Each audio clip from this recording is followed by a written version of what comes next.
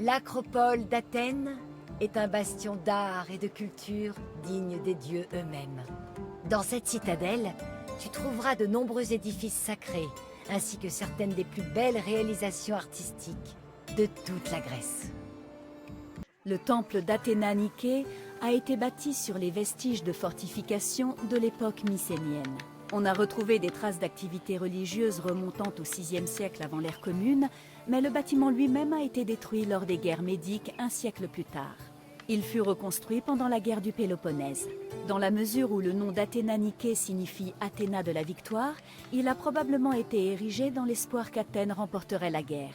Contrairement à la plupart des temples ornés d'œuvres d'inspiration mythologique, celui-ci présente des scènes de bataille historiques contre les Perses. Sa prêtresse était choisie au hasard parmi les Athéniennes et recevait des émoluments annuels de 50 drachmes ainsi que des pots et trophées provenant d'animaux sacrifiés. L'Acropole a été très longtemps en chantier, notamment en raison de sa destruction partielle pendant les guerres médiques. C'est au 5e siècle avant l'ère commune qu'elle a connu ses embellissements les plus significatifs. Cette période fut extrêmement florissante pour Athènes, à la fois financièrement et culturellement. Les excellents résultats économiques du commerce et des mines d'argent du Laurion ont permis à Périclès, le dirigeant d'Athènes, de financer un vaste projet de reconstruction de la citadelle.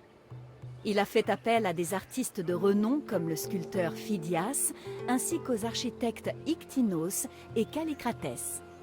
Ensemble, ils érigèrent des édifices tels que le Parthénon et les Propylées. L'objectif de Périclès était de faire de l'Acropole un site consacré aux dieux et aux mortels athéniens. Derrière les Propylées se dressait la statue géante en bronze d'Athéna Promachos, ou Athéna à la tête des troupes. Ce nom se reflétait sur la lance et le bouclier que la statue tenait en main.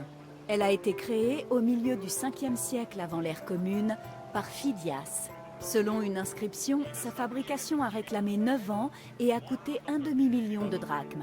Haute d'environ 10 mètres, cette statue était si grande que Pausanias déclara qu'elle était visible de la mer près du cap Sounion à 60 km de là.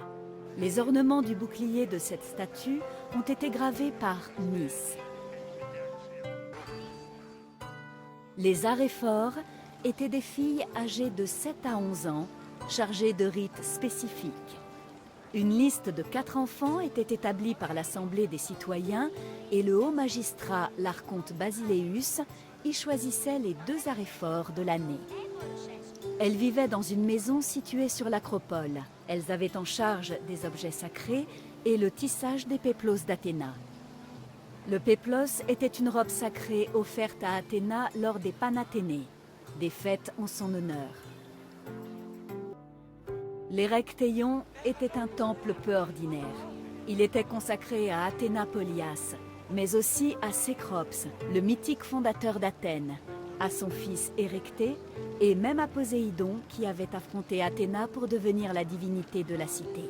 Ce temple était divisé en plusieurs sections. La partie orientale renfermait une statue consacrée à Athéna, tandis que la portion ouest appartenait à la fois à Poséidon et à Érecté.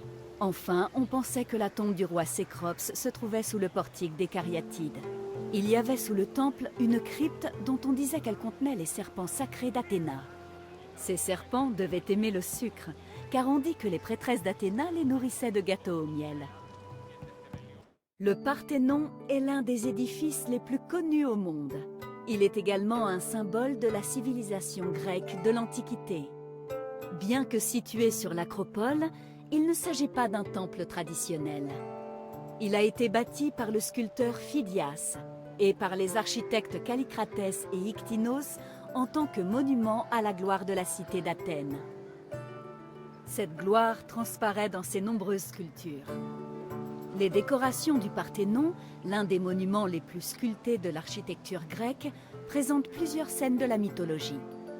On peut ainsi citer la naissance d'Athéna, sa lutte contre Poséidon afin de devenir la divinité d'Athènes, la bataille des dieux avec les géants et la procession des grandes Panathénées. La salle intérieure du Parthénon, ou Cella, renfermait une imposante statue d'Athéna considéré comme l'un des plus grands chefs-d'œuvre du sculpteur Phidias. La statue était de nature chryséléphantine, c'est-à-dire composée d'or et d'ivoire.